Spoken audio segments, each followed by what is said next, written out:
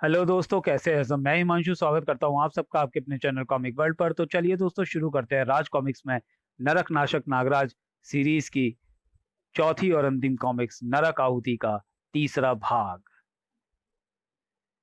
ऐसी सभ्यताएं बसती है जिनका समय पृथ्वी से गुजर चुका है, परंतु यह समय धाराएं और आयाम मेरे गंतव्य नहीं है। मेरी दिलचस्पी समय धारा के उन आयामों में है जो कि पूर्णतः निर्जन है, किंतु निर्जन होते हुए भी यहाँ जे किस प्रकार की तीव्र ऊर्जा हो। मिल गया मुझे ऐसे समय धारा का आयाम मिल गया जो निर्जन तो है, पर जहां अत्यंत तीव्र ऊर्जा की अनुभूति हो रही है मुझे। शायद यह वही आयाम है जिसकी मुझे तलाश है। वाह, किस्मत अच्छी है तेरी तू तेंतु। सिर्फ 1,89,609 समय धाराएं और 6,75,310 आयाम तलाशने पर ही अपने गंतव्य तक पहुंच गया तू। एक मिनट, कुछ गड़बड़ है। यहाँ तो अलग अलग प्रकार की कई ऊर्जाओं का आभास हो रहा है। यह आयाम निर्जन नहीं है। शक, कौन है यहाँ, सामने आओ। एक पल को लगा जैसे मेरे पीछे कोई विशाल जुगनू है। भाग! आह! जुगनू का काम सिर्फ रोशनी देना है, पर फायरफ्लाई सिर्फ रोशनी नहीं, झुलसा देती है। कौन हो तुम, यहाँ कैसे आए? मेरे शरीर में प्रवाहित होती बिजली तुझे पल भर में ही जलाकर खाक कर सकती है। सवालों का सही सही जवाब दो, वरना तुम्हारे अचानक किए हुए वार ने मुझे चौंका भले दिया, पर तुम्हारे किसी भी वार का मुझ पर कोई असर नहीं होगा, क्योंकि तू को दर्द का एहसास नहीं होता। लेकिन मेरे वारों का असर तुम पर बखूबी होगा। आह! बच्ची पर हाथ उठाकर तुमने साबित कर दिया कि तुम्हारे ऊपर किसी भी तरह का रहम दिखाने की मुझे कोई जरूरत नहीं है।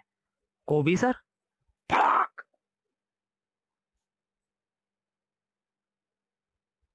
City of Hamunaptra, Indian province now. समय की रेत में दफन देवता थोथ के नाग पुत्रों, पिरामिडों की रानी आंखें सामन तुम्हारा आह्वान करती है। यदि तुमने मेरी गुहार ना सुनी तो मैं इस अग्नि में कूदकर अपना सर्वस्व खाक कर दूंगी। ओ, हवन कुंड की आग मुझे जला नहीं रही है।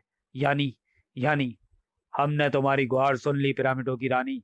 क्या चाहती हो तुम हमसे? जादू के शहंशाह तंत्र तक्षक तूतन खामन का जीवन? जीवन और मृत्यु देना हमारे वश में नहीं, यह बात तुम अच्छी तरह जानती हो। परंतु समय द्वार खोलना तो आपके वश में है। नागराज इच्छाधारी नागों का तक्षक है। उसने इस पिरामिड में मौजूद समय धारा को हमेशा के लिए बंद करने का आदेश दिया था। अब वह समय धारा कभी नहीं खोली जा सकती। मुझे आपके कथन पर विश्वास नहीं। क्या यही बात आप मेरी आंखों में आंखें डालकर कह सकते हैं? हम पर अविश्वास जताकर तुम हमारा अनादर कर रही हो आंखें सामन। हम मिथ्या नहीं कह रहे, इसलिए हम तुमसे आंखें मिलाकर यह बात कह सकते हैं कि हम समय द्वार नहीं। मूर्ख नाग पुत्रों, तुम ये भूल गए कि आंखें सामन की सबसे बड़ी शक्ति उसकी जादुई आंखें हैं, जो देवताओं को भी सम्मोहित कर सकती है। अब तुम मेरे आदेश के गुलाम हो। अब तुम्हारी मदद से मैं न सिर्फ तूतन खामन को जीवन दूंगी, बल्कि इच्छाधारी नागों पर भी अपना वर्चस्व स्थापित करूंगी। Some place unknown now. कौन था वह साधु जिसने नागराज का रास्ता रोका? नागराज की सवारी सरपट को सिर्फ हाथ के इशारे से गिरा दिया। ऐसी विलक्षण शक्ति किसके पास हो सकती है? बताइए प्रोफेसर, हम भी जानने को उत्सुक हैं। यह इस कथानक का अंतिम और सबसे कठिन पड़ाव है महामहिम पापाध्यक्ष। मैं निश्चय नहीं कर पा रहा है कि इसे किस तरह बयान करूं। आपने अब तक हमें जो कुछ भी सुनाया वह एक कथा नहीं, एक पिता के जज्बात थे। वह जज्बात जिन्होंने आपको अब तक संसार का सबसे क्रूरतम खलनायक नहीं बनने दिया प्रोफेसर। भावनाएं अगर लंबे समय तक दिल के भीतर दबी रह जाए तो धीरे धीरे रोग का रूप धारण कर लेती हैं। यह रोग शरीर को नहीं, आत्मा को रुग्ण बनाता है। भावनाओं के मवाद का बहकर निकल जाना ही अच्छा है। आप सही कह रहे हैं महामहिम पापाध्यक्ष। इतने वर्षों तक मैंने इन भावनाओं के लावे को अपने दिल के ज्वालामुखी में पाला है। आज ये लावा आक्रोश का सैलाब बनकर निकलेगा, जो नागराज के वजूद को खाक कर देगा।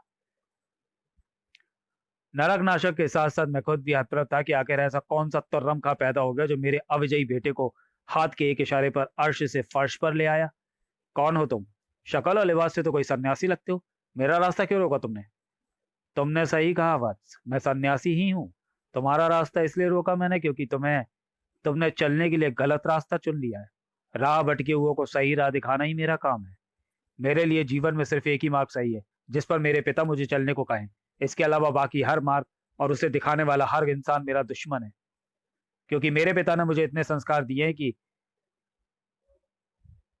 इसलिए पहली और आखिरी बार अनुरोध कर रहा हूं कि मेरी राह से हट जाइए। अन्यथा मुझे एक वृद्ध सन्यासी पर वार करने की घृष्टता करने पर विवश होना पड़ेगा। चिंतित ना हो वत्स, मेरा यह पालतू नेवला तुम्हें इस घृष्टता से बचा लेगा। यह तुम्हें वह अवसर ही नहीं देगा कि तुम मुझ पर प्रहार कर सको। शिकांगे। उस बुड्ढे सन्यासी की आवाज पर हवा में झपटा नेवला इंसानी रूप धारण करता चला गया। नेवले से नेवला मानव बनने का जादू ही करता किसी आम इंसान को डरा सकता है, मुझे नहीं। अभी इसके जैसे इच्छाधारी नेवलों की पूरी फौज से अकेला निपट कर आ रहा हूं मैं। यह इकलौता भला मेरा क्या बिगाड़ लेगा? जिस इच्छाधारी कबीले की तुम बात कर रहे हो, शिकांगी उसका मुखिया है। वे सभी साधारण इच्छाधारी नेवले थे, पर शिकांगी नेवले अद्भुत जादुई शक्तियों के स्वामी होते हैं। तुम्हें रोकने के लिए शिकांगी को शारीरिक बल की आवश्यकता नहीं है। ओ, तुम्हारा पालतू मेरे चारों ओर एक जादुई घेरा बना रहा है जिसमें मैं बाहर नहीं निकल पा रहा हूँ। पर चिंता की कोई बात नहीं है, जैसा मर्ज उसका वैसा ही तोड़ है नरकनाशक के पास। तक्षिका। ना हाँ कि अपने बेटे की शक्तियों पर शुभा कर बैठा था मैं, लेकिन नरकनाशक की शक्तियों का तोड़ तुम्हारे या तुम्हारे इस पालतू के पास नहीं होगा। अग्निका, शीतिका, अगर नागराज के पास सिर्फ साधारण नाग शक्तियां होती तो शायद वह तपस्वी और उसका नेवला उससे पार पा लेते। जरा इसे बता दो कि नाग और नेवले के युद्ध में कौन किस पर भारी पड़ता है। शक शक शक। लेकिन उनकी लेकिन उसकी विलक्षण नाग शक्तियों के सामने भला एक इतना सा तपस्वी कहाँ टिकने वाला था। तुम्हारा पालतू शीतिका के शीत बंधन में कैद है और तुम तक्षिका के तंत्र बंधन में। उम्मीद है कि मेरा रास्ता रोकने की भूल तुम दोबारा नहीं करोगे, क्योंकि अगली बार नरकनाशक इसकी इतनी दया नहीं दिखाने वाला।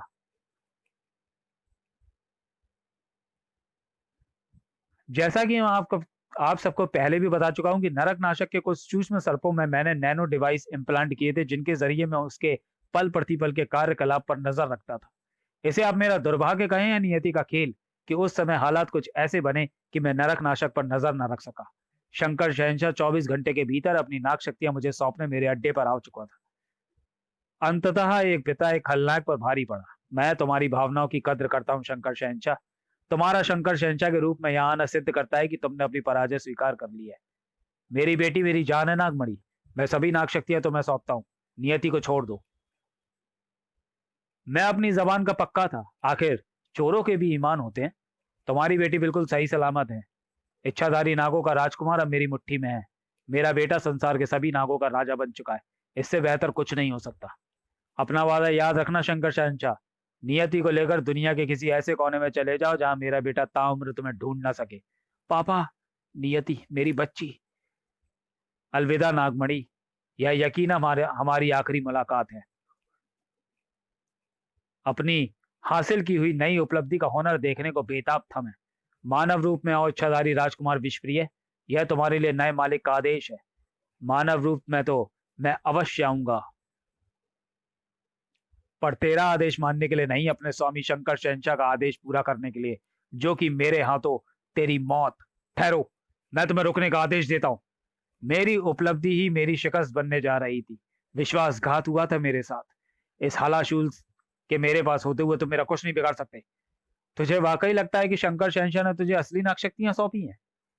यह विश्वासघात बहुत महंगा पड़ेगा, भारी पड़ेगा तेरे मालिक को। जहरा, विषकाट, नागहर, बंधक बना लो इसे। तेरे ये दोयम दर्जे के विश्व मुझे क्या बंधक बनाएंगे?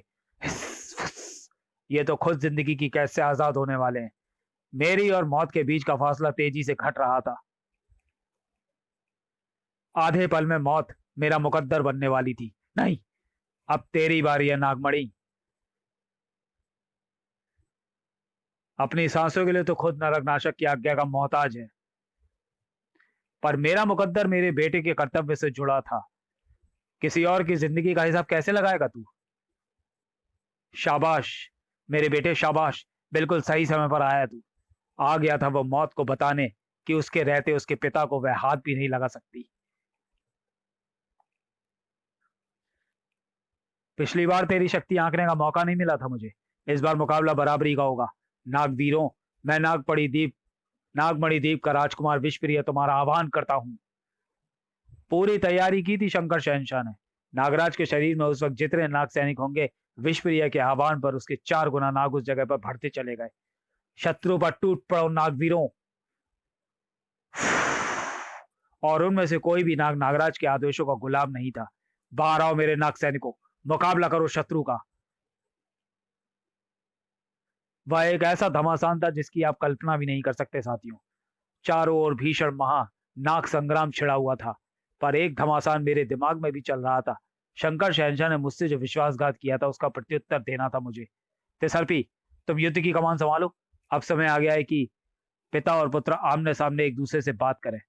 राज, क्या हुआ? जानते हो मित्रों, जिस दिन से नागराज को अपना बेटा माना था मैंने, उस दिन से हर घड़ी, हर पल मेरे अंतर्मन में एक खौफ था। खौफ था कि एक दिन मेरा बेटा मेरे सामने खड़ा होगा। उसके होठ कांप रहे होंगे, पर आंखों में सवालों का तूफान घुमड़ रहा होगा। उस दिन मेरा सब कुछ खत्म हो जाएगा। क्यों पापा? आखिर क्यों किया आपने ऐसा? तो तुम सच जान गए?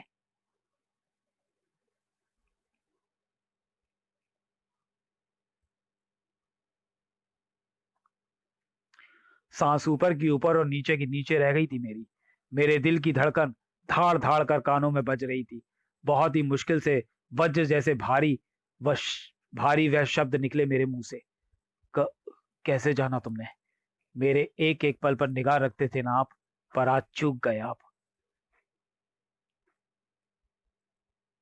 मुझे वह लड़ाई जीता हुआ जानकर आप निश्चिंत हो गए, जो मैं शुरू करते ही हार गया था। तुम तुम तक्षिका के तंत्र बंधन से कैसे छूटे? और तुम्हारा नेवला भी आजाद हो गया? हमें तो तुमने कभी बंधक बनाया ही नहीं था बस। सत्य को कभी कोई बंदी बना सका है भला? सत्य तो सूर्य के प्रकाश की भांति होता है बस। इसे मुट्ठी में पकड़ने की चेष्टा करना व्यर्थ है। सूर्य के समान ही सत्य का कार्य भी अंधकार को मिटाना और संसार को प्रकाशमान करना है। किस सत्य की बात कर रहे हो तुम? कौन हो तुम? मैं तो बस एक मामूली सन्यासी हूँ। लोग मुझे बाबा गोरखनाथ कहते हैं।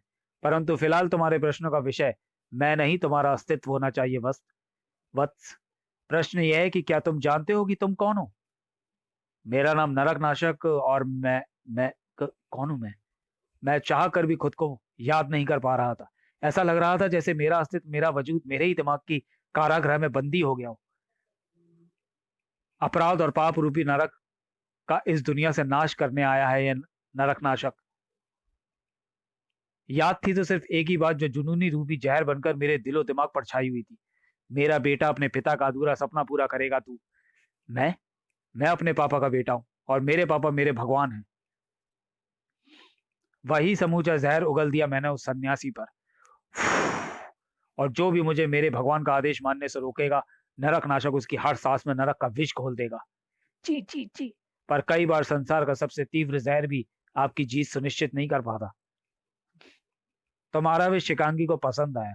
शिकांगी कहता है इसमें देवत्व है, और अमृत भी हार का कारण बनता है। शिकांगी तो तुम्हारी शक्ति झेल गया, पर क्या तुम अपनी ही विष शक्ति झेल सकते हो? तुम्हारा विष जिसे शिकांगी ने अमृत बना दिया है। उफ! शिकांगी के जादू ने मेरे विष को अमृत में बदल दिया था। उस फंकार को वाकई झेल नहीं पाया मैं। इस बालक को आश्रम में ले चलो बस शिकांगी। बाबा गोरखनाथ के आश्रम में घंटों बेहोश रहा मैं, और ऐसे दुस्वप्न देखे जैसे वह मेरे जीवन का हिस्सा हो। किसी अनजान सुनसान अति ब्यावा द्वीप के सपने, जहां एक नाग मंदिर है, एक घायल पुजारी, उसकी गोद में एक हरा मृत बालक, प्राचीन समय का एक भव्य राजमहल, जहां एक राजा शायद अपने पुत्र की रक्षा के लिए लड़ रहा है, और रानी पुत्र को सीने से लगाए उसकी हर खतरे से रक्षा करने की कोशिश कर रही है। यह वही हरामरत बालक है। जब नींद से जागा, तब क्या जानता था कि आज तक जो जिंदगी मैंने जी है वह सिर्फ एक बुरा सपना बनकर रह जाने वाली थी। कौन सी जगह है ये? मैं यहाँ कैसे आया? मैं तो पापा के साथ उनकी लैब में था। मुझे नियति के पास जाना था। नियति, उस नाम ने ही दिमाग के उन तारों को झकझोर कर रख दिया जो सच से मुंह मोड़कर झूठ का दामन थामना चाहते थे। नियति! सब कुछ याद आता चला गया मुझे। हर एक बात, हर एक झूठ, हर फरेब शीशे की तरह साफ होता चला गया। मैंने नियति से वादा किया था कि मैं उससे मिलने आऊंगा। मुझे नियति के पास जाना है पापा। ऑफ कोर्स बेटा, पर मेरे पास भी नियति के लिए एक खास सरप्राइज गिफ्ट है जो तुम्हें नियति को देना होगा। यह एक छोटा सा एम्पलीफायर चिप है बेटा, जो तुम्हारी नाग इंद्रियों की शक्ति कई गुना तक एम्पलीफाई कर देगा। कोई दुश्मन तुम्हें नुकसान पहुंचाने की सोचेगा भी तो ये एम्पलीफायर तुम्हें सावधान कर देगा। आपके होते भला किसी की क्या मजाल है पापा कि वह अपने आपके बेटे को नुकसान पहुंचा सके? वह चिप मेरी शक्तियों को बढ़ाने के लिए नहीं, मेरी शक्तियों को अपने काबू में रखने के लिए लगाया गया था। कोई भी मुझसे मेरे बेटे को नहीं छीन सकता। अब से सिर्फ और सिर्फ मैं तुम्हारा भगवान हूंगा मेरे बच्चे। तुम्हें कुछ याद रहेगा तो मेरा आदेश, और तुम्हारा जीवन होगा उस आदेश का पालन करना। पापा ऐसे कैसे कर सकते हैं? नहीं, ये सच नहीं हो सकता। यही सत्य है पुत्र। प्राचीन शल्य चिकित्सा पद्धति द्वारा मैंने तुम्हारे मस्तिष्क से रोपित यह यंत्र निकाला है। इसी यंत्र के माध्यम से वह व्यक्ति तुम्हें अपना गुलाम बना रहा था जिसे तुम अपना पिता समझ रहे थे। प्रत्येक मनुष्य की आत्मा उसके संपूर्ण वजूद का संरक्षित चलचित्र संजोए हुए होती है। तुम्हारे अस्तित्व से जुड़ी वह बातें मैंने तुम्हारी अंतरात्मा से जानी है जो तुम भी नहीं जानते। अपने अस्तित्व के सच से अनभिज्ञ हो तुम वत्स। जिंदगी में पहली बार सच से घृणा हो रही थी मुझे। पहली बार झूठ को ही सच मान लेना चाहता था मैं, पर कहा जानता था कि इस सच की जड़ें मेरे वजूद की नींव को खोखला करने वाली थी। जब उस सन्यासी ने अपना हाथ मेरे सर पर रखा तो ऐसा लगा जैसे मेरी अंतरात्मा इस शरीर की कैद से आजाद हो गई हो। तो चलिए दोस्तों, वीडियो को यहीं समाप्त करते हैं और मिलते हैं नरक आहुति के चौथे भाग में अगले वीडियो में। तब तक के लिए धन्यवाद।